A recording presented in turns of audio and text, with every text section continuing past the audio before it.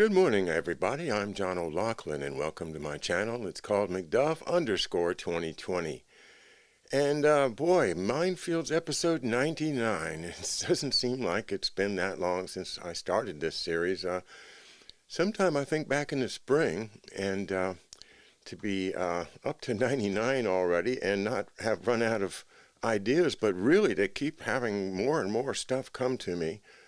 It's fun, and it's just that I don't know what I'm going to be talking about until maybe a day before or the morning of, and then I get into it and do some research, and what you see is what you get. So I hope this helps everybody understand the world a little bit better as we look into this amazing thing called the cult of ISIS. Let me go and get my book. I'm going to show you. Hang on.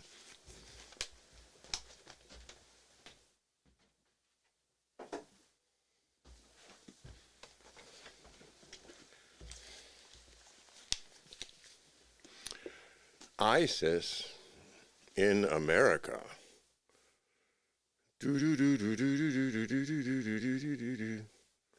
Yeah. By Henry Steele Olcott. And of course, that is Madame Blavatsky.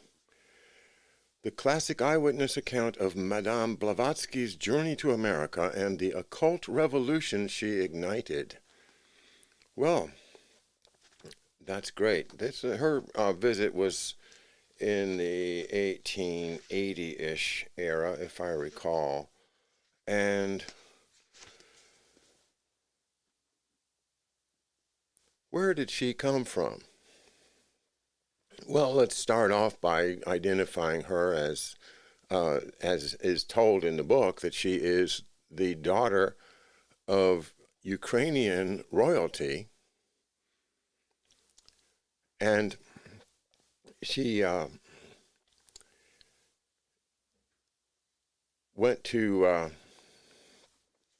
Tibet and supposedly discovered all this ancient Aryan information that she was able to share with us. And that is one of the great bases of what we're doing in studying the cult of the mother. The ISIS, of course, we've talked about before in the context of the Egyptian Osiris, Isis, and Set cult, that religion that has so much influence on the 18th century and the 19th century. But what this is different. This is not, Mozart's Isis and Osiris. This is a different look at, and forget about Osiris. He's not in this one. Okay, this is all about the mother, the mother cult, such as we see in the depictions of Columbia as the mother of America, the connection to the earth, the connection to the soil, like the Irish goddess Danu, that represents the soil, the land, the place where we get our crops from and where we grow our children and where we are completely dependent upon. So, of course, ancient worship of a mother goddess goes back farther than anybody can say. But let's get back to this specific idea of a cult of ISIS and how that is really the root of all this mysticism that went into Hitler, as well as goes into ultimately the hippies and the idea of returning to nature. Well, all that, of course, is exploited by people like the Rockefellers with the Green Revolution. Green Revolution is a code name for deindustrialization, for taking away our power and returning us into a servile condition where the people that do have power can dictate our lives and end our lives at will.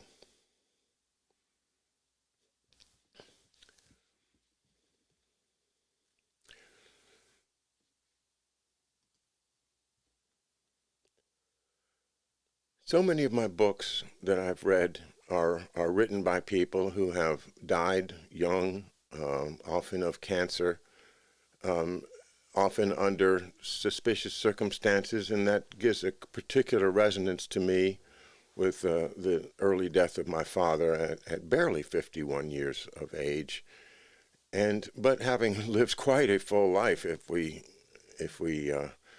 delve into it. And similarly, this young man died at I'm going to talk about at the age of 55, and you know, once again, we don't have any specific circumstances we can point to. I mean, my father's case, maybe I do, but most of these cases, you just have to say, well, isn't that a curious, unfortunate, and sad coincidence? Well, this man's name is Mark Burdman, Burdman. And he seems to be a person after my own heart. So I'm going to read a tribute written to him by his wife, July 30th, 2004, when he died. And here's what she had to say. Her name is Mary Burdman, and she's talking about her husband, Mark Burdman. It requires the keenest of minds to study, comprehend, and refute your enemy, especially when that enemy is the international imperial financial oligarchy, which is driving the world towards economic depression and war today.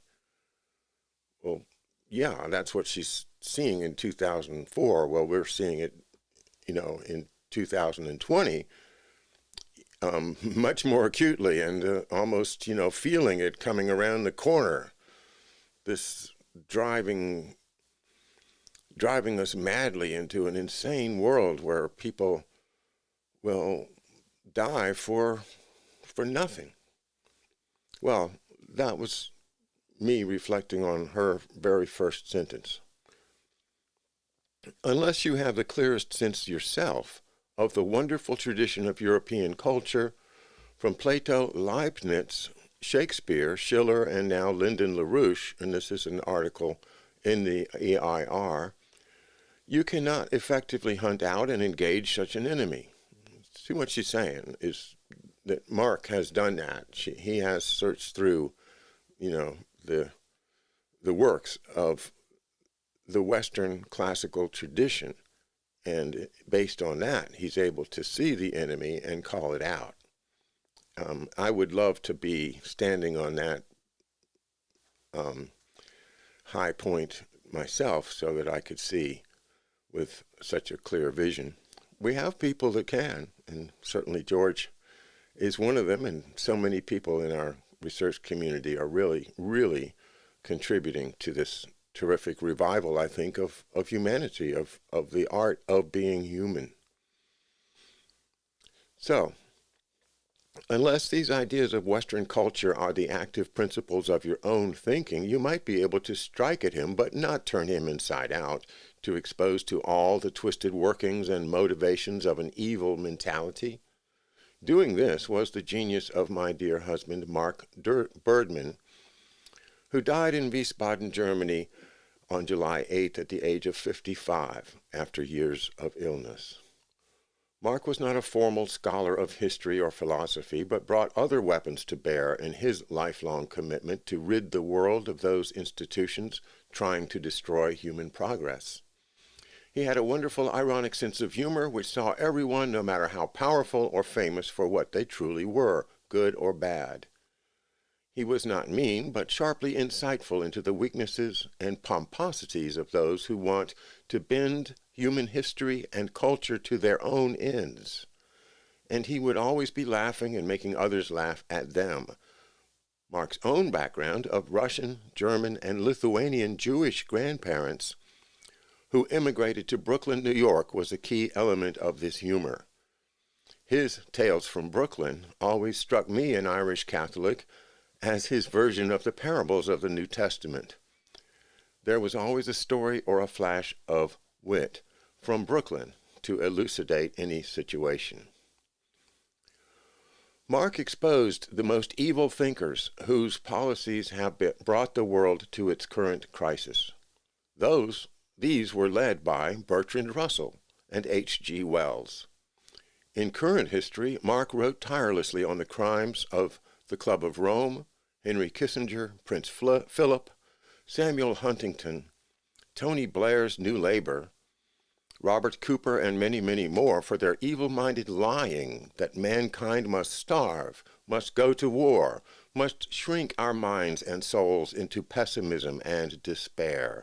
Mark knew very well the banality and mental and moral constipation of such, quote, influentials, as listed above, and was merciless in exposing it. So, without reading the rest of this beautiful tribute,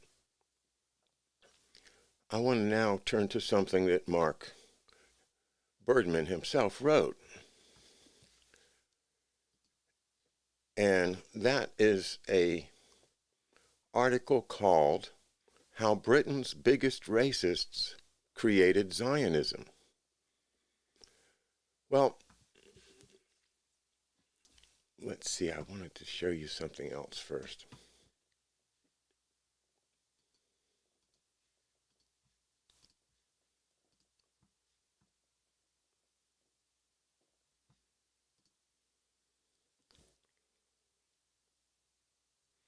Yeah, let's start off with this essay from Zaid Publishing, and it's called The Gay Father of Nazism and Zionism, Benjamin Disraeli.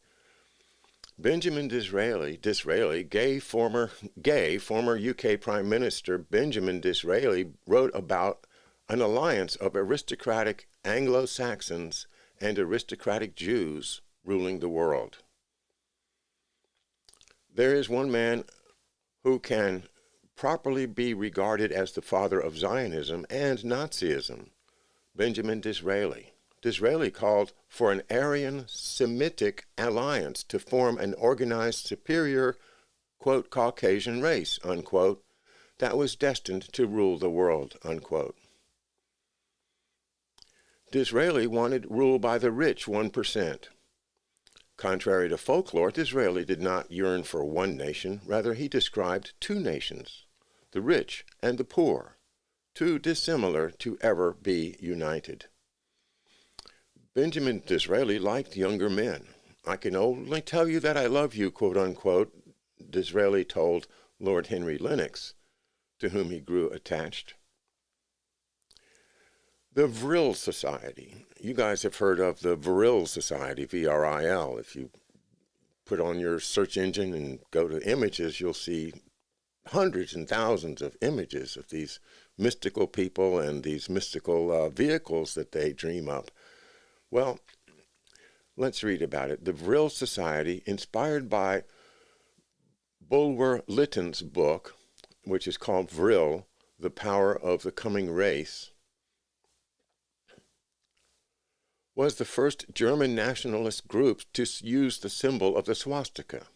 Hitler was a member.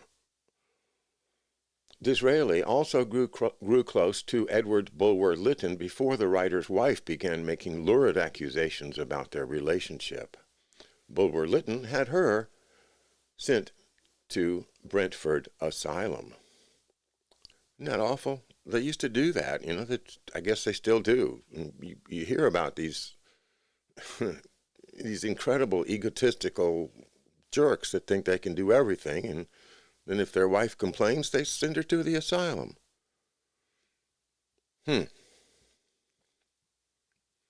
Nice people. From his school days, Benjamin Disraeli knew that he was different, hence the passionate relationships between schoolboys which recur in his novels. Disraeli indulged in sexual tourism. It was this that drew him to Venice. In fact, Venetian is apparently a code word for gay because gondoliers were well known to gratify homosexuals for a fee. There is much steamy stuff here about the Turkish baths Disraeli enjoyed while in Constantinople. For Disraeli, the great Asian mystery was all about homosexuality, and Kuhn claims that Disraeli returned from the East having fulfilled his sexual potential. He hero-worshipped Byron, and he cultivated William Beckford, who was outed as a pederast. Even in middle age, during his successful marriage to his older wife, Mary Ann, he had passionate relationships with his secretaries, such as the pretty Henry Lennox. Well, Disraeli made two important connections. The first was the up-and-coming Rothschild family.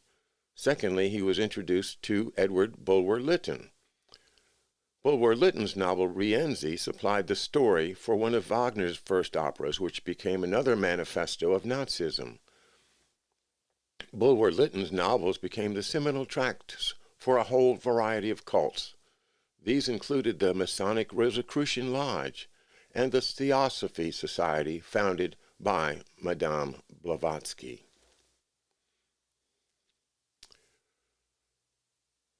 In 1877, the British Prime Minister Disraeli wrote a blueprint for a Zionist state in Palestine under British rule. The document was published anonymously and put into circulation in Vienna. In one novel, Disraeli states, "Progress and reaction are but words to mystify the millions. They mean nothing, they are nothing, they are phrases and not facts. All is race. All is race, there is no other truth," quote unquote. Disraeli and the Zionists only liked certain elite Jews. In Endymion, Disraeli writes, "The Semites now exercise a vast influence over affairs by their smallest, though most peculiar family, the Jews. There is no race gifted with so much tenacity, such skill in organization.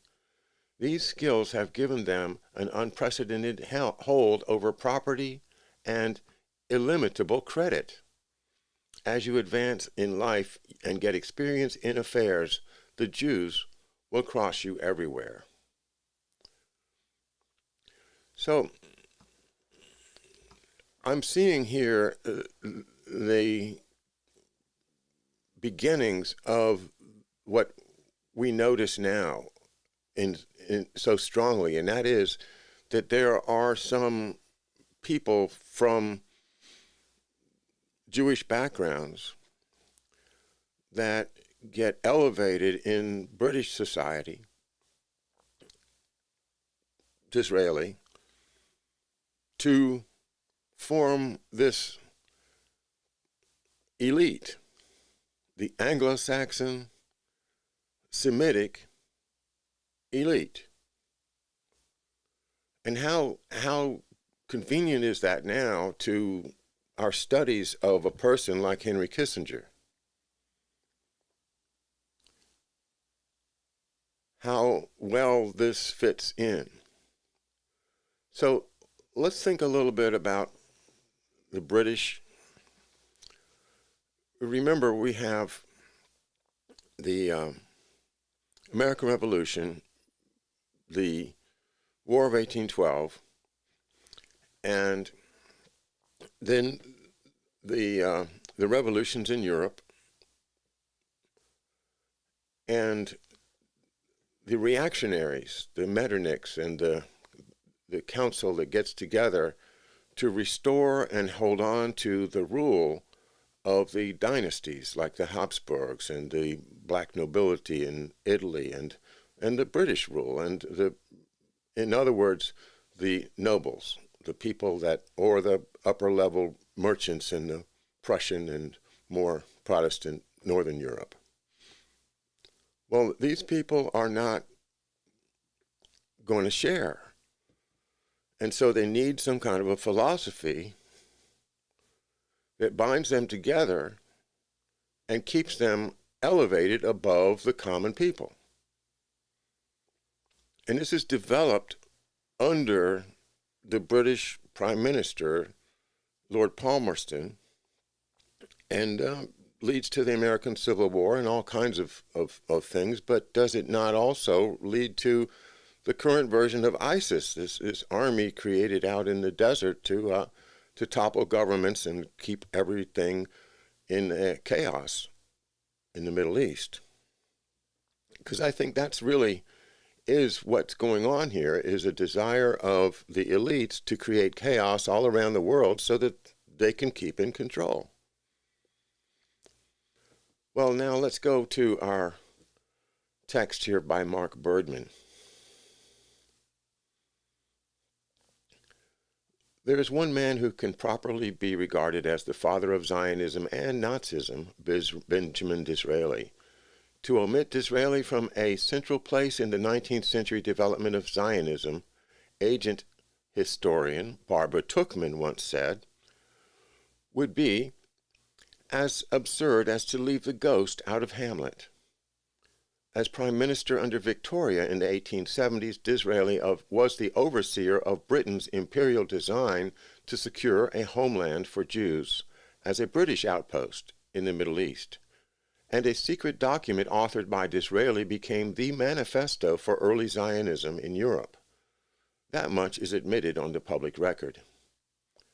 What's hidden are Disraeli's motivations. In the 40 novels he also authored, Disraeli called for an Aryan-Semitic alliance to form an organized, superior Caucasian race that was destined to rule the world with British power and the Hebrew-centered, quote, sacred mysteries of the East, unquote. This was the countercult to the rising demand for industrialization and progress throughout Europe, the United States, and the Arab world. As we shall show, Nazism and Zionism were the hideous twin offspring of the same Anglican racist mother. Disraeli himself was the son of an early British cultist, Isaac Disraeli, that's D-Israeli, a dilettantish figure and literary critic associated with circles around the Edinburgh Review and Sir Walter Scott. Sir Walter Scott, the great novelist of Ivanhoe and the hero of the Southern aristocrats and the young, the people that wanted to be, I want to join the cavalry and fight the Yankees. The Ashleys of Gone with the Wind. They all grew up on Walter Scott. The great Anglo-Saxons in the, well, back to the text. So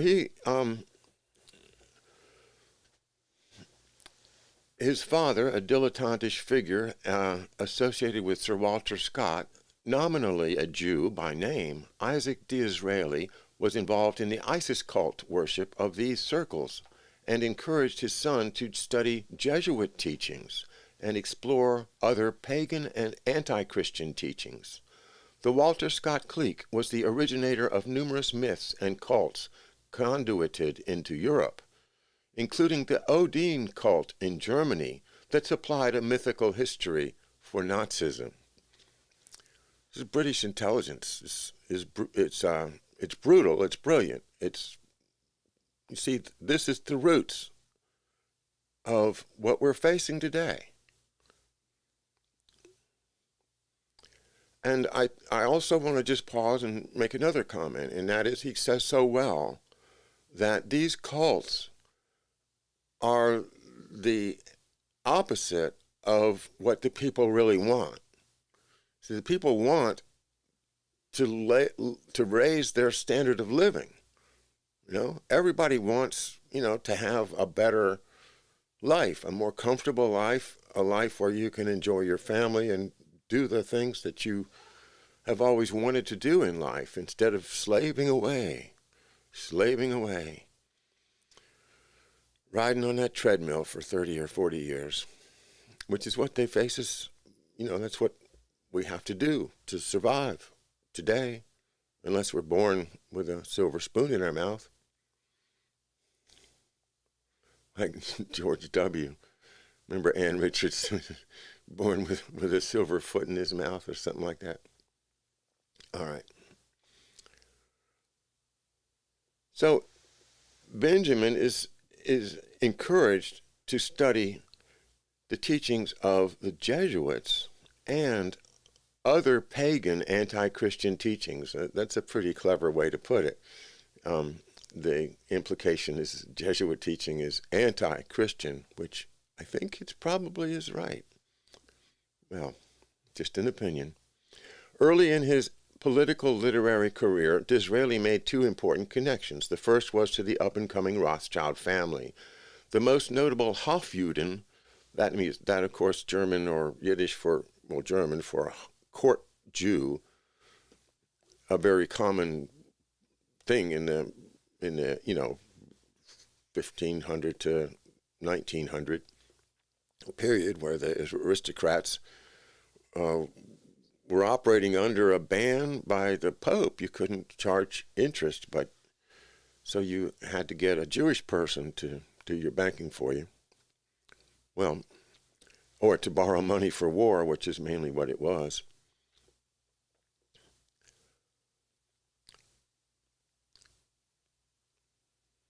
Secondly, he was introduced to Edward Bulwer-Lytton, an archpriest of the ISIS cult in Britain.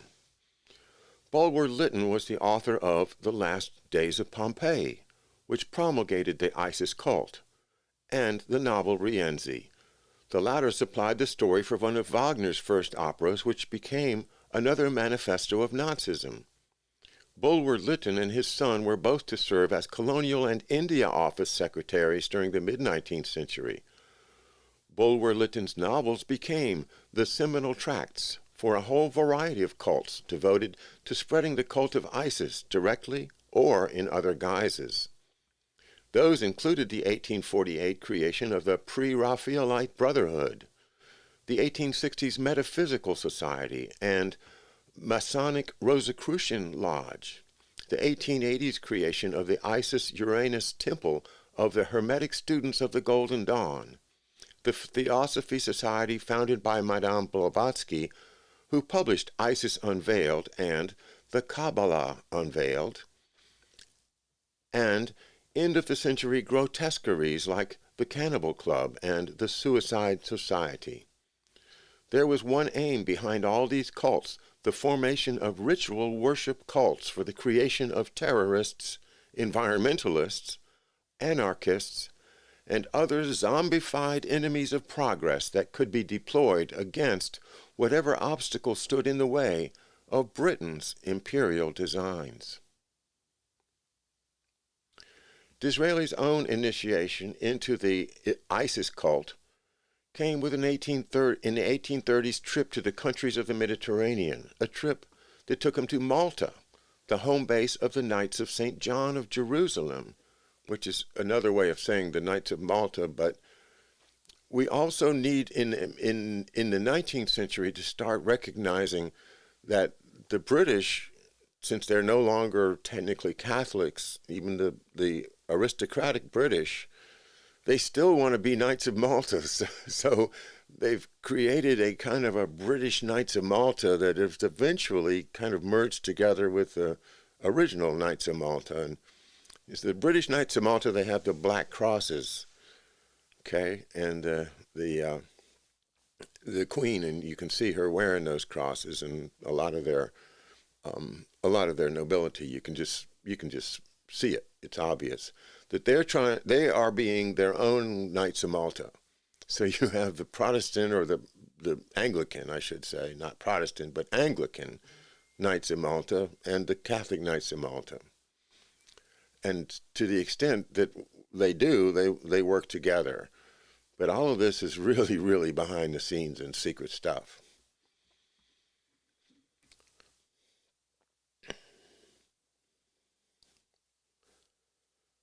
So he visited Malta, Greece, Egypt, and Palestine, the latter two for extended stays. In Greece, the future prime minister expounded on the theme of the Oriental background of Hellenistic civilization.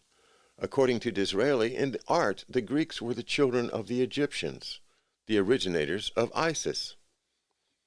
The trip provided Disraeli with his hallucinatory raw material for his Kabbalistic 1830s to 40s novels, which, according to one of their Rothschild-modeled characters, Cydonia, were aimed at, quote, penetrating the great Asian mystery.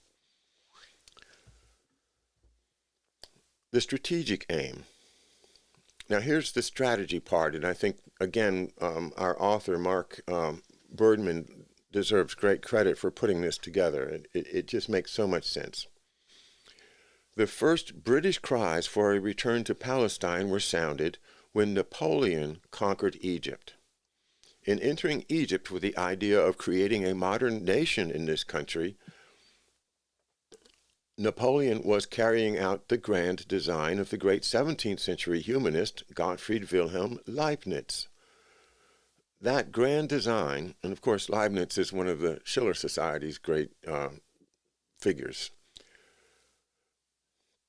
That grand design, the design of humanist republicans in the United States, France, and elsewhere, called for industrializing Asia, the Near East, and Africa, the Third World, as a means of advancing the process of industrialization of Europe and America. Leibniz's special project for conquering Egypt to open the Mediterranean as a trade route for a France-centered European trade drive was co-opted by Napoleon in the 1790s. When Napoleon's troops landed in Egypt, the British press shrieked in loud headlines, "Napoleon, plagiarist of Leibniz." Upon arriving in the Near East, Bible in one hand, Quran in the other, Napoleon made an appeal for an ecumenical alliance of Christianity, Islam, and Judaism to bring the Near East under the hegemony of Republican forces in Europe. Within this ecumenical framework, Napoleon called for the return of Jews to Palestine as a crucial input for the development of the entire region. Upon routing Napoleon from Egypt, the British moved quickly to subvert the potential the project had represented. First, through agents like the explorer and profiler Richard Burton, the British Foreign Office set about infiltrating Islam with overlays of ISIS cult mythology through Sufism and other cults. Secondly, Zionism emerged as a fundamental tool to secure British imperial designs. And so when you hear Joe Biden say, "I am a Zionist," you understand now that that is because he is helping pursue British imperial designs. Right, Joe?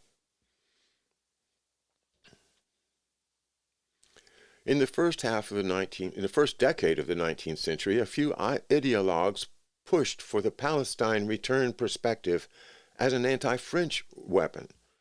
Not until the 1830s did leading British policymakers, however, turn Zionism into a live operation, and the search began for Jews who could be duped, coerced, or threatened into allying with the scheme.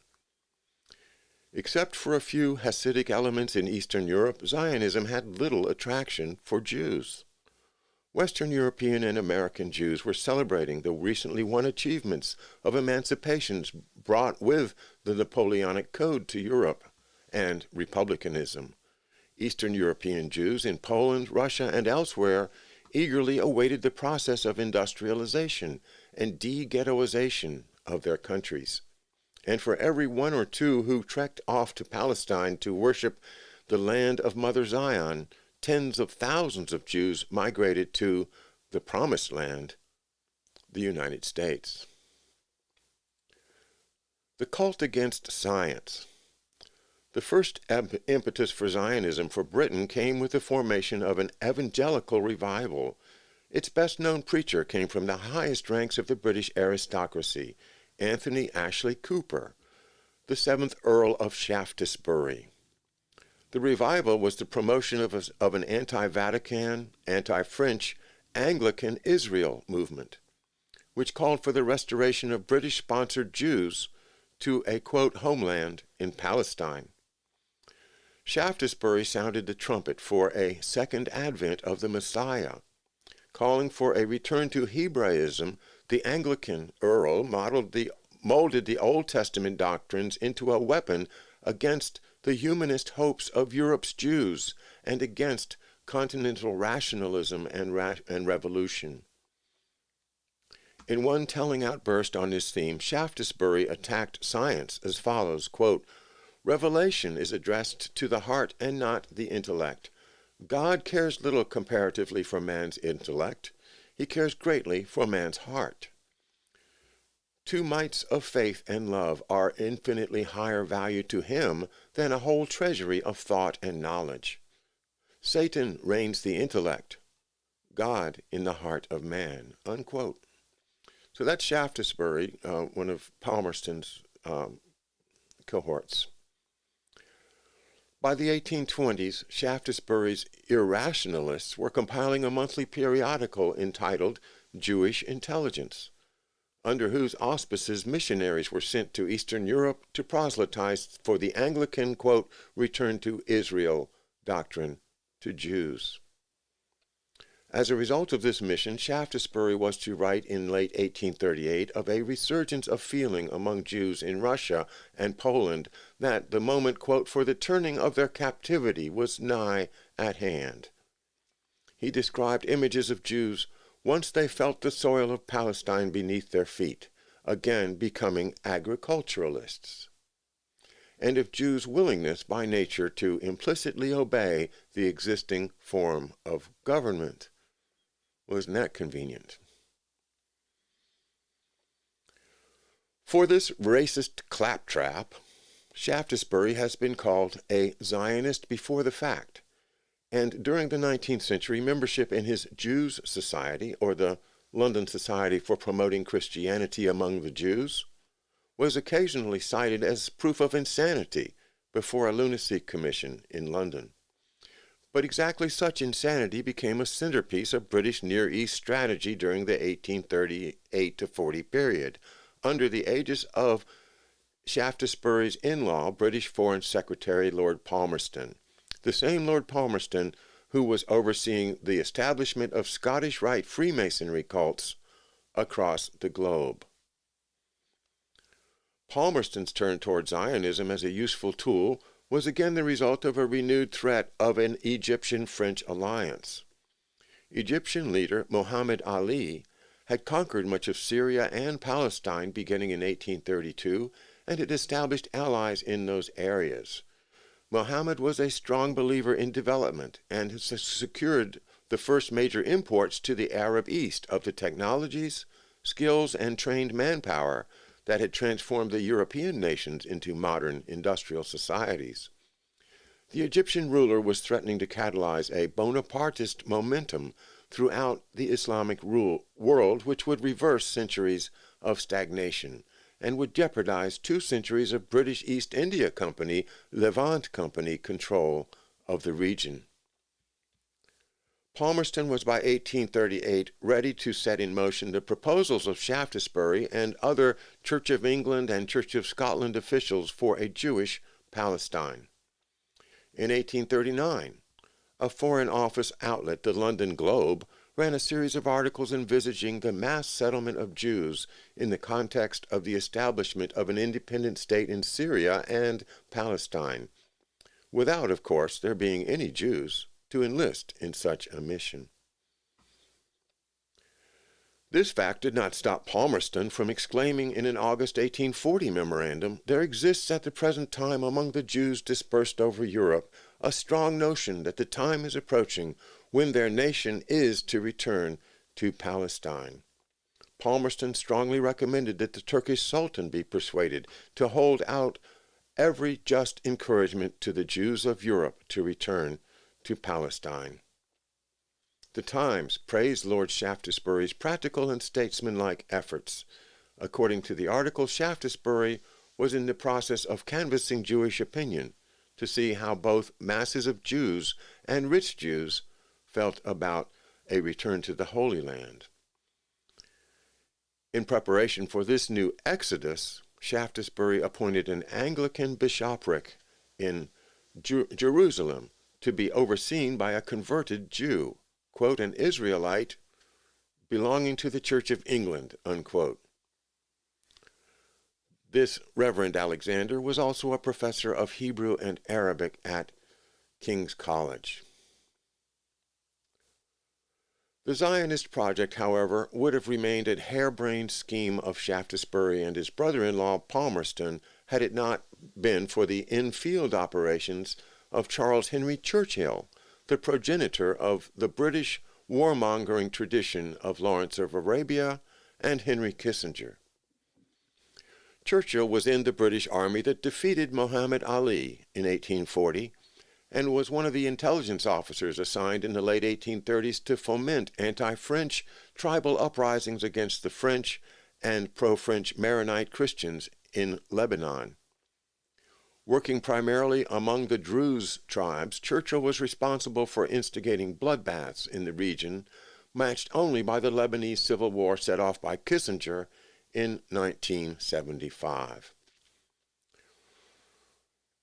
Well, I'm not even a quarter of the way into this essay, but I think I've made the main point that I wanted to make this morning in my Mindfields, and that is that when we examine the cult of ISIS from the point of view of the entire 19th century of British Prime Minister Palmerston, Prime Minister Disraeli, their agents that instigate the Civil War, such as Judah Benjamin, and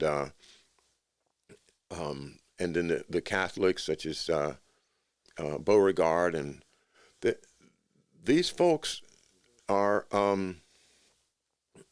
pursuing British imperial foreign policy. And I don't have any real idea of how it feels to want to live in Israel. And I totally respect the idea that Israel is, the homeland of the Jewish people and all of that. Fine, it's okay. But when we're trying to understand something like the Vril Society, and then all of that craziness from the Tula Society and these cults that have grown up all over Europe, in Britain, and in the United States, with the expansion of the Scottish Rite of Freemasonry, then we see it all goes right back to these guys that had the best interests of the most elite Brits, the City of London, the banking and the nobility and the royalty, as well as their own ascension in society, and not the average Jewish person. Certainly not the interest of the United States, because all of it is geared towards maintaining and expanding the control over the world. So the contrast that we see here is the genuine desire of everyone for a better way of life, which happens with industrialization, which happens with higher education, and which happens really with a group of motivated people working together to achieve an end, whether it's building a factory or designing a city. If it's all done with the purpose of making humanity and human beings better humans, better people, and better societies, then it's a threat to the existing power structure. So that's my show for this morning. I just wanted to really tie together the British imperial system and the initiation of all these cults.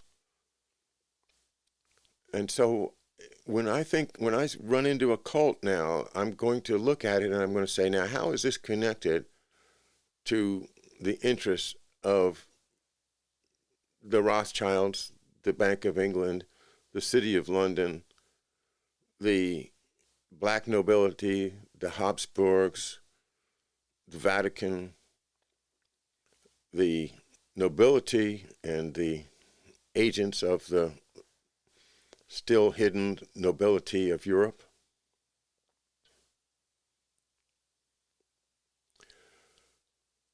Yeah, Albert Pike, of course. Hello, Tanya. How are you? Albert Pike is a huge example of this. See, Freemasonry has existed in many different forms, and people that look at it as a monolithic Freemasonry are really going to make a mistake, because you have to be more precise with that. What decade was it? What rite is it? Is it the York Rite? Go into the details. But the dangerous one is the Scottish Rite, because that was created by Disraeli, if I'm not mistaken. It was created by British elitists to control Freemasonry in the United States and around the world, India. But American Freemasonry before the Scottish Rite, that consisted of the patriots, like Benjamin Franklin, like Samuel Adams. These guys were older Freemasons, the Freemasons of an earlier tradition that used their connections in order to create the American Revolution. That was, of course, the object of attack by the British foreign ministers and the prime minister when they see, hey, look what these American Freemasons did. They figured out how to get free from our imperial entanglements. So let's create an anti-American Freemasonry and use it to tear the country apart. And that is what they did. So I love my Masonic friends, my friends in the Masons. It's just like saying I love all my British friends. I love all my friends, from whatever religion and whatever country and whatever anything. But when we are looking for the source of evil, the source of how can somebody do something like that, the cults are developed in order to develop terrorists, in order to develop anarchists, in order to develop people who will do horrible things to supposedly achieve a good end. So we study all of the cults and the religions and the nationalities and the foreign policy of all the powerful nations. But we are aware that it's just the elites at the top of any of these organizations, whether it's B'nai B'rith or the NAACP or Congress. Maybe I'm going too far with Congress, but you see what I'm saying. We can't throw the baby out with the bathwater. We can't say, well, that's a Zionist thing, so, no. We have to take every individual on their own merit and to use the power of civility, the power of reason, the power of freedom of speech, and the comfort that we can get out of living under a constitution that guarantees us individual rights, and not to be swept aside because somebody says, well, that's my land because my ancestors owned it 1,000 or 2,000 years ago.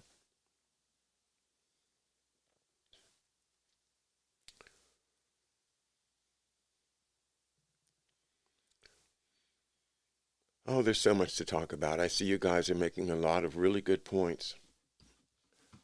And The still hidden elite of Europe. Of course I'm serious. Yeah, the still hidden elite of Europe. Yeah, just start scratching your surface on the idea of the black nobility if you haven't gone there yet, Ani, and look into the Habsburgs and look into the connections that you see in Operation Gladio, a book I read by Paul Williams. Yeah, they're still there, all right. Prince Bernhard, of the Netherlands, perfect example. Yeah, if you don't see them, they like that. They like not to be seen.